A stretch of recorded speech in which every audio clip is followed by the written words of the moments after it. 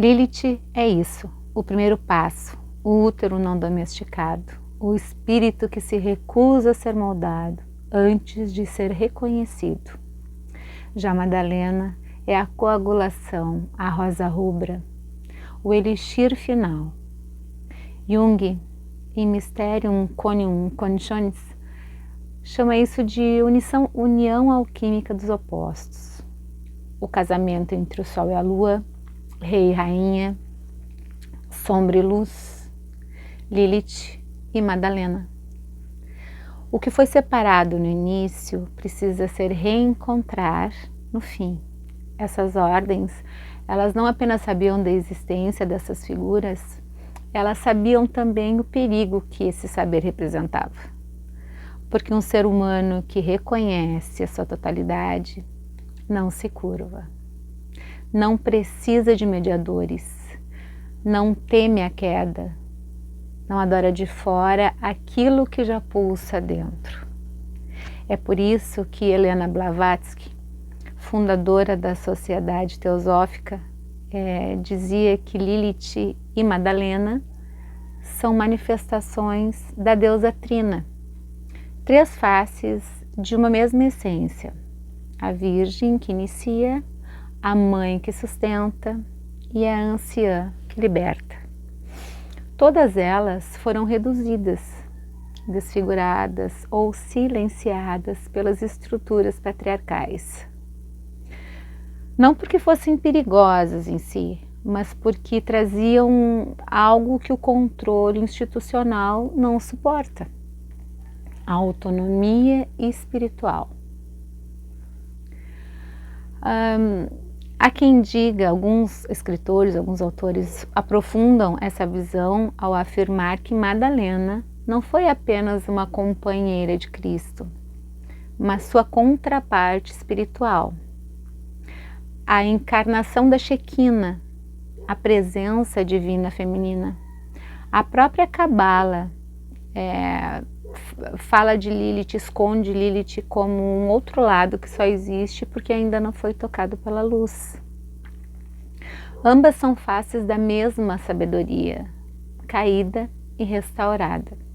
Essas figuras, elas não foram apagadas por acaso, elas foram removidas porque carregavam algo que as religiões nunca puderam domesticar: a lembrança da liberdade interior, a lembrança de que o sagrado pode ser vivido no corpo, de que o prazer pode ser oração, de que a sabedoria não vem de fora, mas é uma chama acesa por dentro.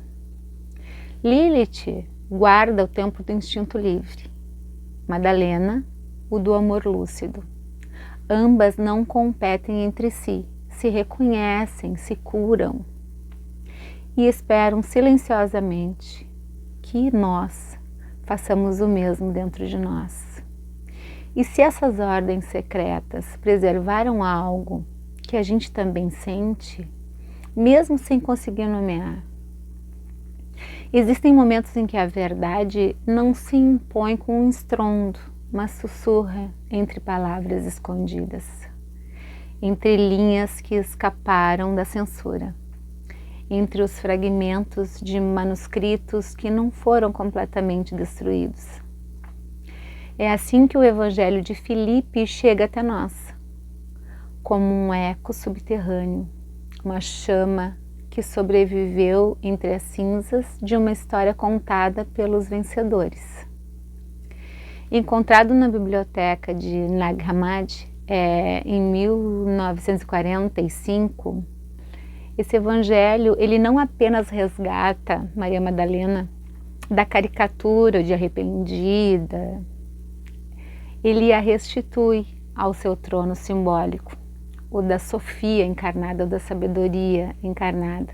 Em um dos trechos mais impactantes, fala que a companheira do Salvador, Maria Madalena, Cristo a amava mais que a todos os outros apóstolos, todos os outros discípulos. E isso é fato em vários lugares, né, que a gente lê. Essa sociedade dogmática fala dos pecados, do erotismo, do contato do homem e da mulher, de Jesus com Maria Madalena como um pecado, né? A gnose viva, né? O verbo não como medo, mas como respiração compartilhada. Eu ainda ouso dizer que no estudo da gnose, essa relação de Maria Madalena com Jesus não era uma relação afetiva de homem e mulher, era um saber que era esperado se passar entre homens, né? Naquele momento era passado para uma mulher que não só recebe, mas compreende, interpreta, responde. Isso abala os alicerces da autoridade patriarcal, da autoridade religiosa, porque sugere que a verdade espiritual não segue hierarquias externas, mas pulsa conforme a receptividade interior. No Evangelho de Tomé, outra joia gnóstica, encontramos um momento simbólico e desconcertante. Os discípulos perguntam: por que Jesus dá tanto valor a Maria? Pedro protesta: ela não é digna da vida, pois é mulher.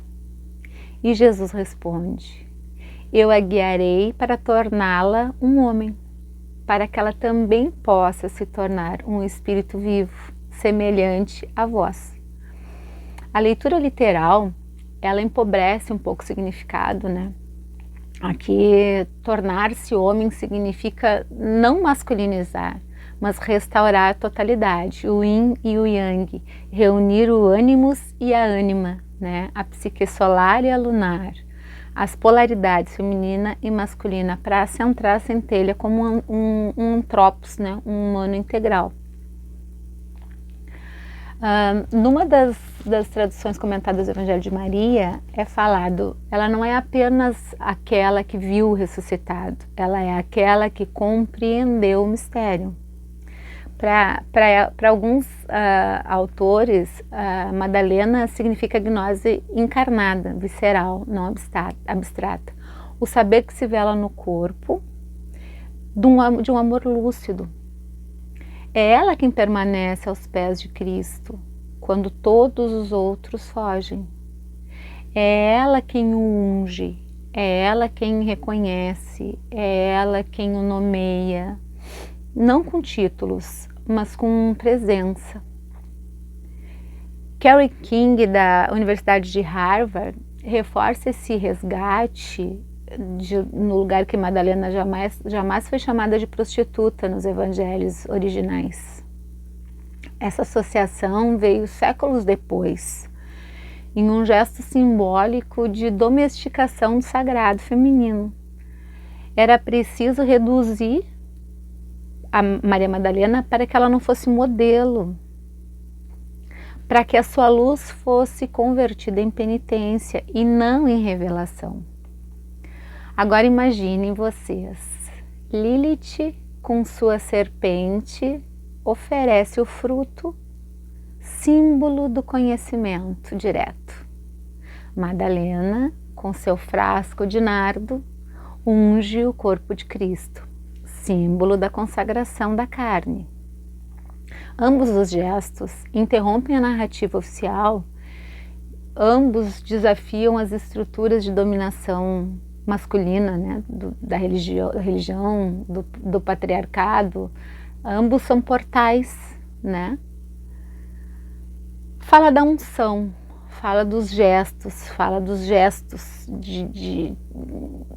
no final tudo diz o mesmo, né? O saber não é pecado, é potência. Por que a gente precisa ser diminuída? O corpo não é obstáculo, a escritura é viva. Se o Cristo escolheu Madalena para receber o sopro, talvez o mistério não esteja no escândalo, mas na chave. A gnose não é doutrina, é vibração. Ela se transmite como um perfume, como um olhar, como respiração, como um beijo. E se o beijo foi a passagem de uma chama que ainda arde em nós? Se aquilo que chamaram de heresia, que chamamos de heresia, foi simplesmente um anseio pela espiritualidade, pelo passar, o repassar e a pulsação silenciosa que move tudo que existe. A realidade, quando fatiada, grita para se tornar inteira novamente. O sagrado, quando mutilado, conspira para se recompor. E aquilo que foi separado, a força, como Lilith e Madalena, como o instinto da luz e o corpo do espírito, torna-se um hino vibracional, clamando por retorno.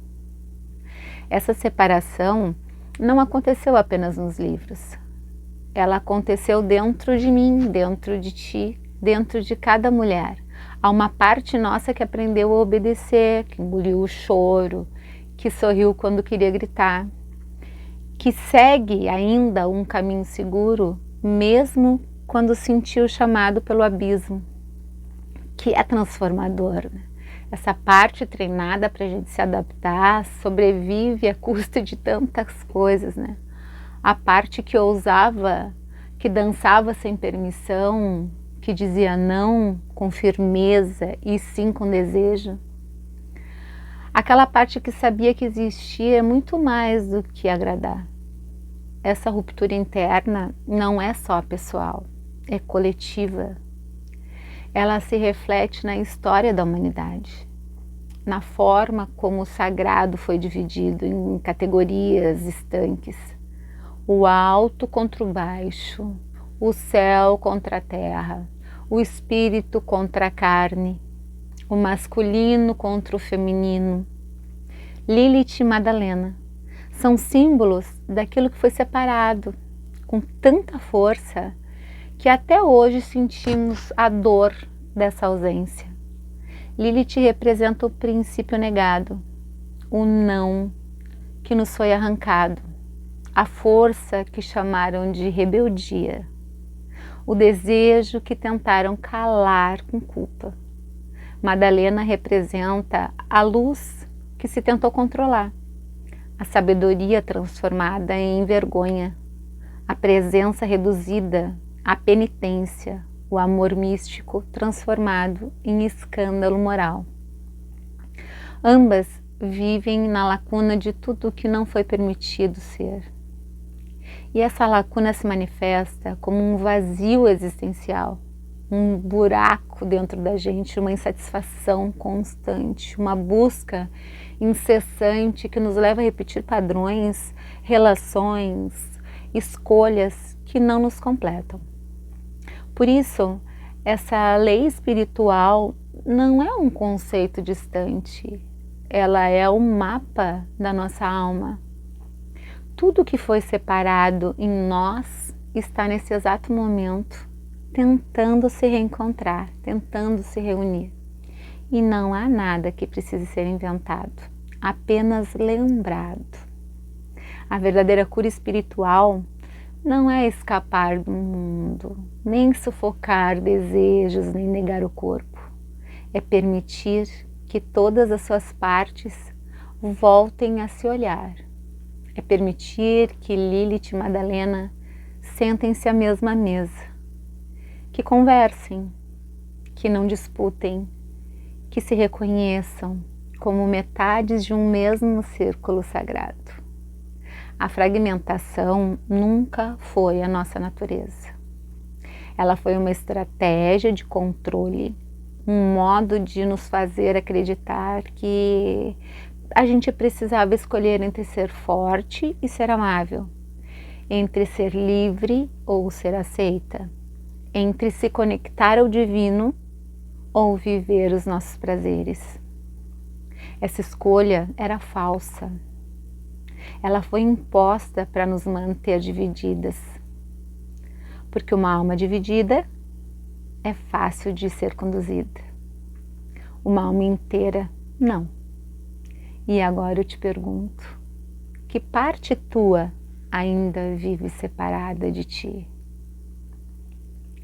Talvez seja aquela que tu rejeita porque acha errada, aquela que tu julga como imatura porque é intensa demais, é carente demais, crítica demais, ingênua demais.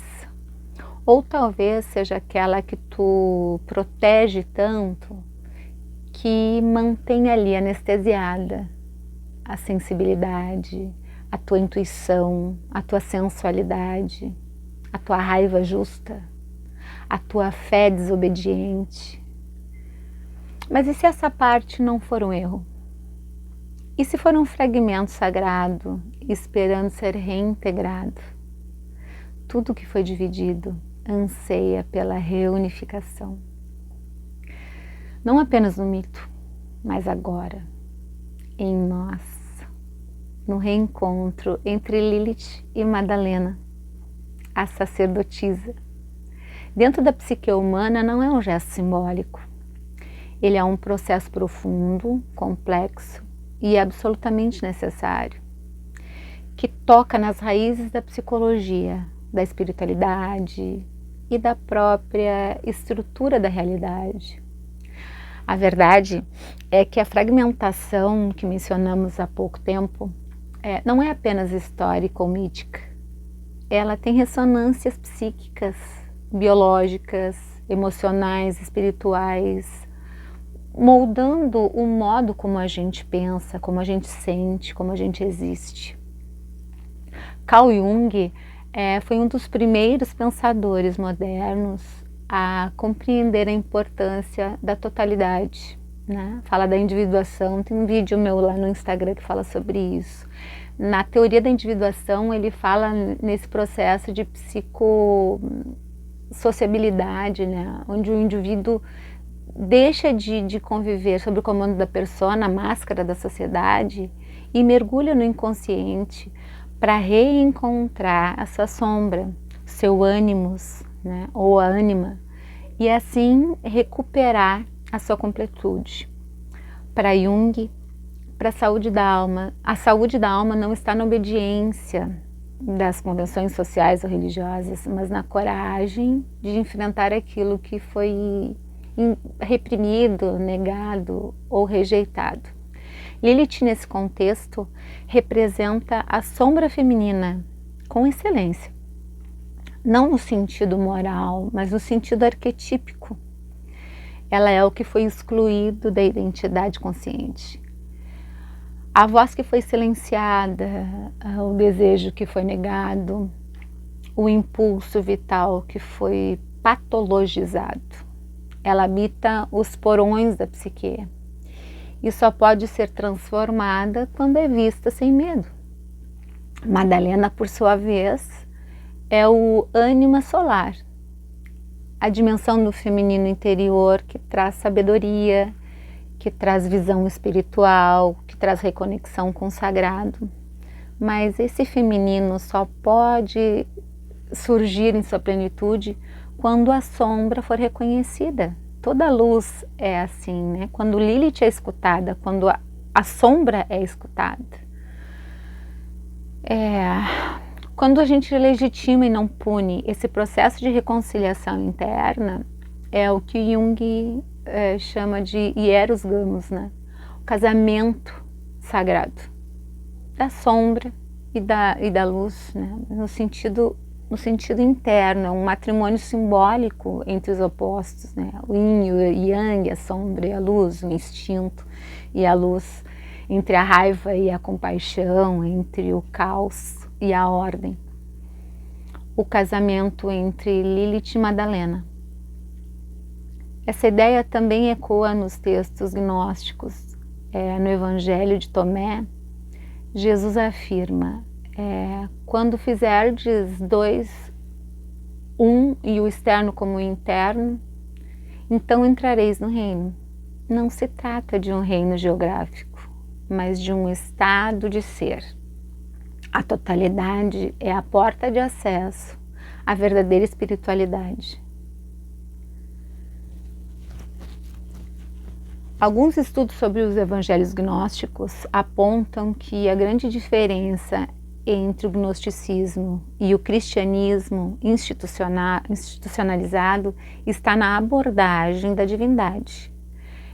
Enquanto o dogma exalta a fé cega, a obediência a uma autoridade externa, a gnose propõe o conhecimento interior, a busca pela integração, a recordação de uma verdade que já habita no nosso ser. A gnose, ela não é uma crença, é uma experiência. Do ponto de vista da neurociência moderna, isso também encontra eco.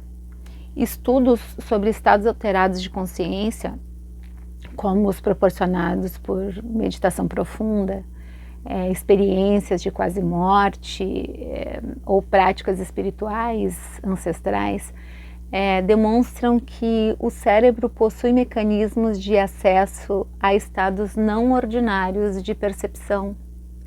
Nessas experiências, muitos relatam o colapso da dualidade, a sensação de unidade entre tudo que antes estava separado, instinto e luz, corpo e alma, masculino e feminino, tudo se funde.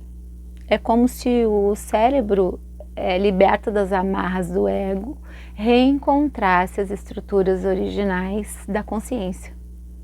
Integrada. Filosoficamente, esse processo é também uma superação psicológica, né? A filosofia hermética, base do pensamento alquímico, ensina que, assim como é em cima e embaixo a carta do mago, né? Não existe separação real. O que é dividido na superfície está unido na origem, em cima e embaixo. A reconciliação é, portanto, uma recordação e não uma criação, uma descoberta. É uma lembrança. Lilith e Madalena, nesse contexto, são muito mais do que símbolos.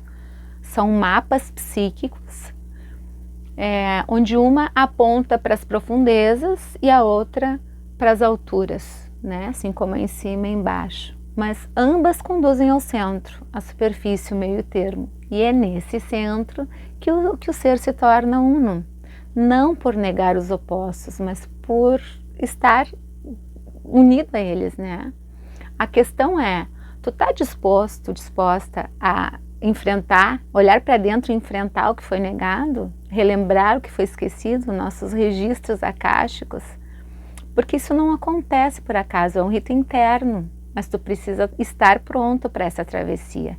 E talvez neste exato momento, tu esteja te aproximando desse altar invisível, onde Lilith e Madalena se reencontram. Não como rivais, mas como irmãs da mesma alma.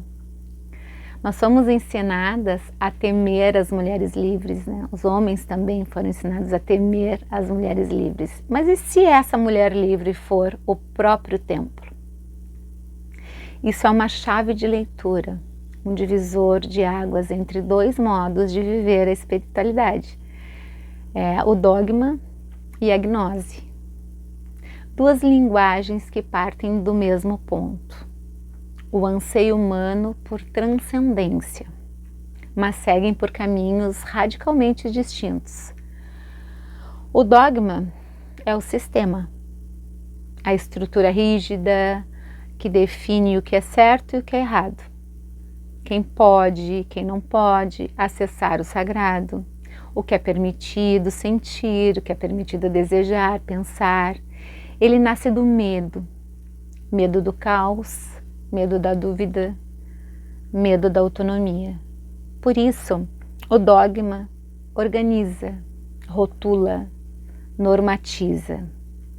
Ele transforma a experiência espiritual em manual, um conjunto de regras que supostamente garantem o acesso ao divino, desde que tu obedeça, desde que tu negue o que sente, desde que não questione. Foi o dogma que transformou Lilith em demônio, que condenou Maria Madalena ao papel de arrependida. Foi ele quem retirou do nosso corpo a nossa sacralidade. separou a fé do prazer, o templo da carne, a luz da sombra. Foi o dogma que nos ensinou que o feminino forte é perigoso, que a liberdade é suspeita, que a voz própria é rebeldia e que rebeldia é pecado. Mas a gnose diz outra coisa. A gnose não impõe, a gnose convida, ela não exige submissão, ela pede presença. Ela não manda crer, ela desperta para sentir. Gnose é conhecimento vivo, direto, não intermediado. É quando tu deixa de repetir frases herdadas e começa a lembrar de dentro. Lembrar não com a mente, com a alma. Na gnose não há divisão entre carne e espírito, entre sagrado e mundano. Tudo é símbolo, tudo é expressão. O que importa não é se tu obedece, mas se tu está desperto, se tu sente, se tu vive com inteireza. É por isso que dentro do pensamento gnóstico, Maria Madalena aparece como mestra, como aquela que compreendeu o verbo, não como doutrina, mas como vibração. E Lilith, mesmo nas tradições que a rejeitaram, retorna como uma força bruta da soberania, como um arquétipo de uma liberdade que não pede desculpas. O dogma teme o corpo, a gnose o consagra. O dogma exige confissão, a gnose revela identidade. O dogma define o bem e o mal de fora para dentro. A gnose, ela os integra de dentro para fora. Essas duas vias não são apenas religiosas, são paradigmas de vida. O dogma, ele é seguido por um roteiro que seguir por um roteiro que os outros escreveram. A gnose é escrever o seu próprio roteiro, a partir da escuta profunda do que pulsa em nós. A mulher livre, seja Lilith, Madalena, ou eu ou tu, é a maior ameaça ao dogma, porque ela não precisa ser redimida, ela já se lembra. Ela não se submete ao altar, ela é o altar. A presença desorganiza o controle, a nossa voz desnuda as estruturas. O nosso corpo vibra com um saber que não pode ser traduzido em mandamentos. Por isso que ela foi dividida, por isso fomos divididas e nomeadas de tantos modos, né? Bruxa, louca, herege, feiticeira, impura. Porque no fundo, o que se teme não é a maldade, é a inteireza, é a sabedoria. Agora percebe como isso também vive na gente? Quantas vezes a gente se sente culpada por simplesmente ser quem somos? Quantas vezes escondemos nossa sensualidade, nossa intuição, nossa força, porque temíamos aparecer demais? Quantas vezes nós nos adaptamos ao que esperavam de nós, ao invés de seguir o que a nossa alma sussurrava? Isso é o dogma, atuando por dentro, não como religião, mas como um condicionamento. Mas há algo em nós que ainda sabe, que ainda arde, que ainda sente a vibração da verdade viva. Esse algo é a gnose. E ela me pergunta e te pergunta, tu vai continuar? Tu vai continuar adormecida ou vai lembrar? Esse silêncio que grita dentro de nós, principalmente as mulheres, existe um silêncio que não se expressa com palavras, mas com gestos inacabados, um vazio, uma decisão interrompida, um afeto adiado, um silêncio que se instalou entre aquilo que a gente sente e aquilo que a gente permite sentir.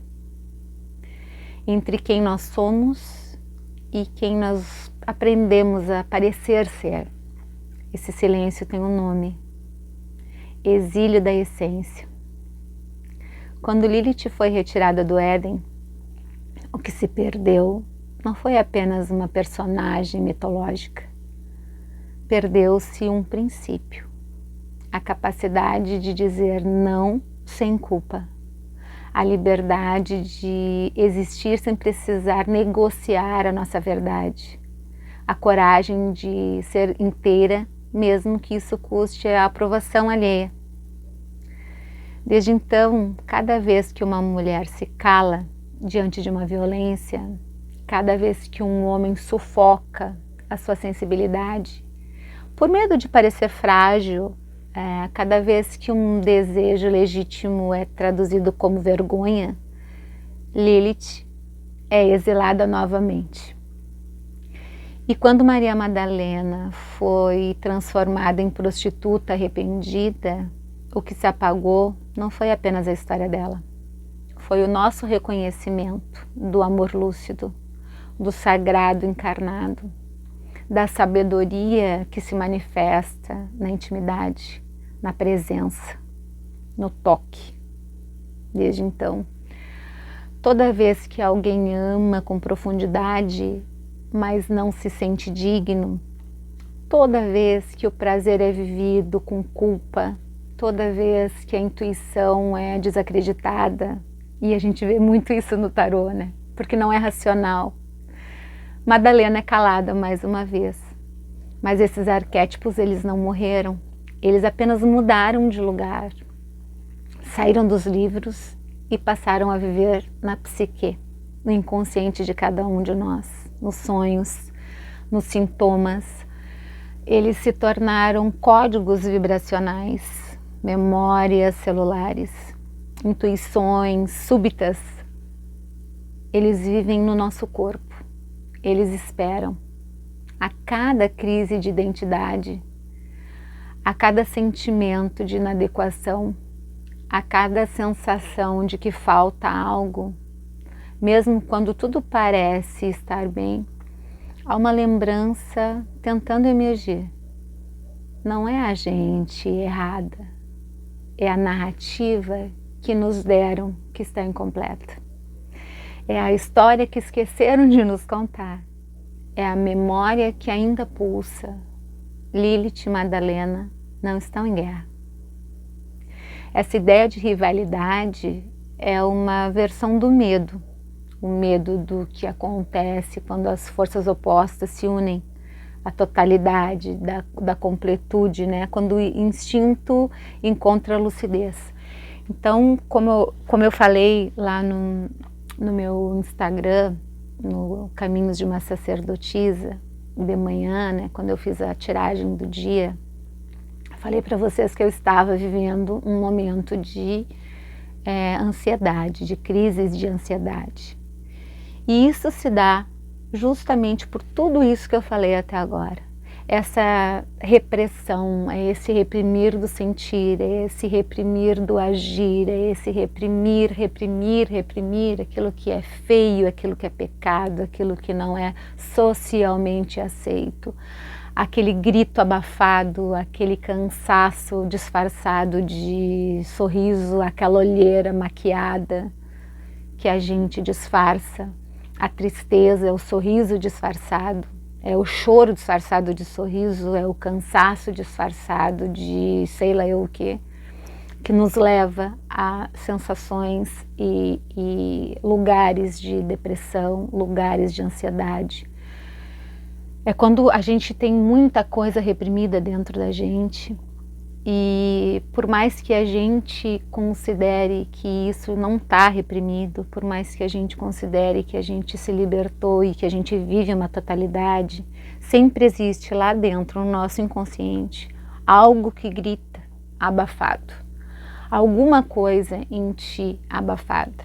E eu estava agora há pouco ali fazendo os meus afazeres de casa ali e me lembrando da minha infância, né? Infância, de onde eu vim, de onde veio a sacerdotisa, que caminho, qual o início do caminho dessa sacerdotisa.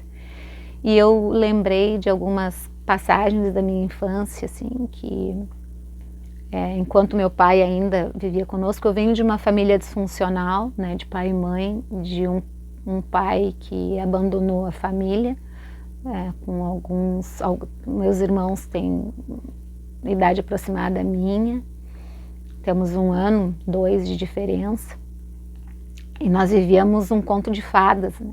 Nós vivíamos um conto de fadas quando éramos crianças.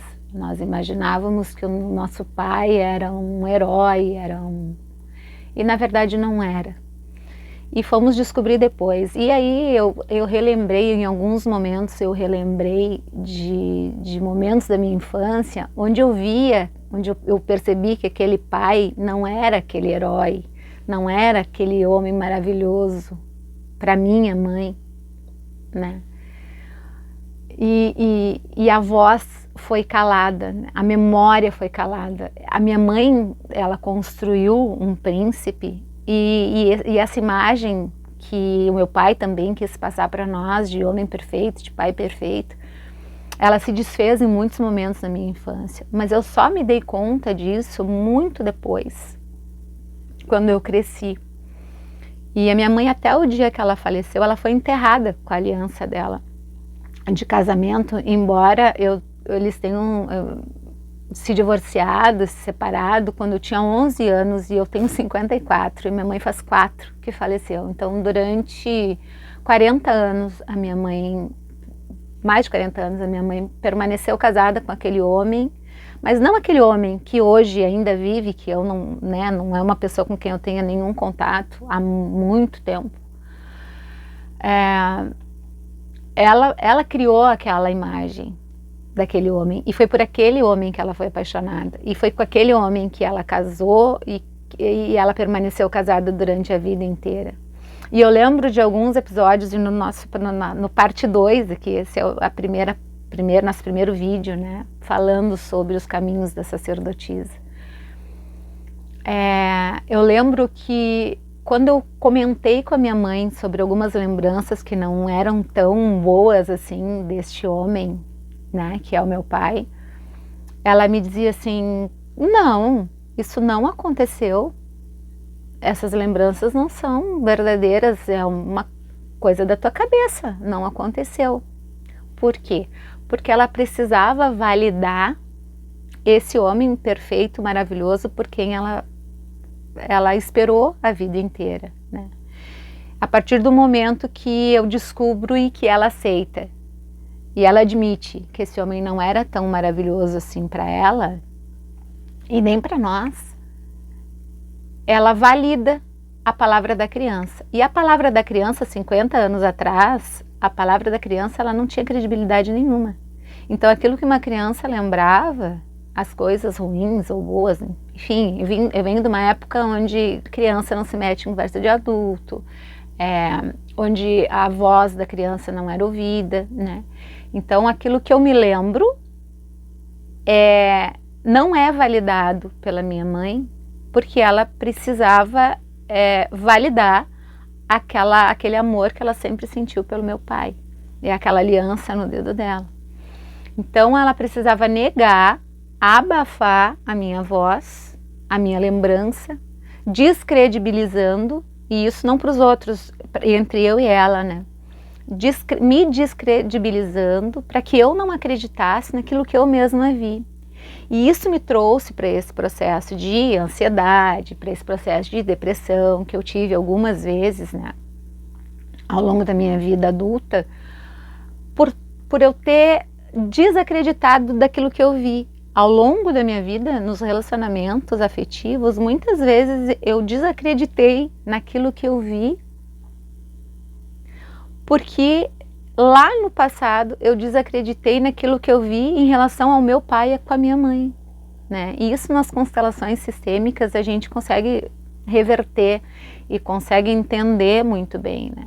Tu reproduz, né? Tu reproduz padrões. Então, no momento que eu sou descredibilizada por aquilo que eu vi lá que o meu pai fez com a minha mãe, eu me descredibilizo também nos meus relacionamentos afetivos. Aquilo que eu vejo, aquilo que eu intuo, eu descredibilizo. será mesmo que eu vi? Será mesmo que foi aquilo ali que eu vi? Será que foi aquilo ali mesmo que eu intuí? Será que aquilo é verdade? Ou será que é coisa da minha cabeça? E aí vem aquela fala, né, da minha infância lá. Não, é coisa da tua cabeça. Isso não aconteceu, sendo que eu vi que aconteceu. E eu trouxe isso para minha vida adulta.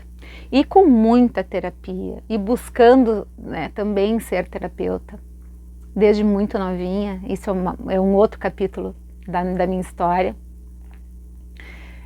Que muito nova, muito jovem, com 14, 15 anos, menos até, eu fui buscar as terapias por conta da minha infância, por conta do início da minha adolescência. E foi tudo muito prematuro na minha vida, foi tudo muito cedo na minha vida. Então essa ansiedade que tu sente, esse sentimento de tristeza, de depressão que tu sente, é muito daquilo que tu reprime dentro de ti. E pode não ser agora, tá no teu inconsciente, né? Tá na tua individuação, lá nos teus momentos, lá no teu cantinho que tu guarda essas memórias, teu registro acástico também, pode ser de outras vidas, pode ser de um passado remoto. A gente reprime, quando a gente reprime, a gente adoece. E aí, só tomar remédio, às vezes o remédio é necessário, muitas vezes é necessário, mas assim, só tomar um remédio, ele só anestesia, a medicação ela só anestesia. Junto com isso, tu precisa fazer a terapia para tu descobrir da onde vem aquilo. E mesmo quando tu descobre da onde que vem aquilo, ainda assim é difícil da gente curar, porque é difícil de tu colocar para fora essas feridas. A sociedade não permite, a gente foi ensinado a não se permitir, o mundo não permite, a fragilidade, né? E a gente precisa ter esse carinho com a gente precisa se permitir a sermos frágeis, a gente precisa se permitir a entender as nossas feridas para poder curá-las. Eu espero que se tu sente alguma coisa parecida com isso, que tu busque essas tuas curas, que tu busque terapia, que tu busque a tua cura, que tu busque entrar em contato com a tua Lilith, com a tua Madalena, para que tu consiga superar as tuas dificuldades e que tu não te curve a tudo que é imposto para ti, porque a gente adoece, realmente a gente adoece. Foi um prazer fazer esse vídeo para vocês. É um assunto que eu gosto muito e eu espero que tu te inscreva aqui no canal para mais conteúdos. A gente vai fazer vídeos com oráculos, a gente vai fazer vídeos com as cartas, né? E a gente vai fazer essas sessões de terapia, essas conversas também. Então, se tu gostou desse conteúdo, compartilha com alguém que tu acha que precisa ouvir, que vai gostar, que vai tocar o coração de alguém. Compartilha, deixa teu comentário aqui para mim, deixa teu like, te inscreve aqui no canal, um canal novo. Esse é o primeiro vídeo. E é um vídeo atemporal, porque isso acontece desde os primórdios da humanidade e vai acontecer, tenho certeza que vai continuar acontecendo. Um beijo grande e até o nosso próximo vídeo.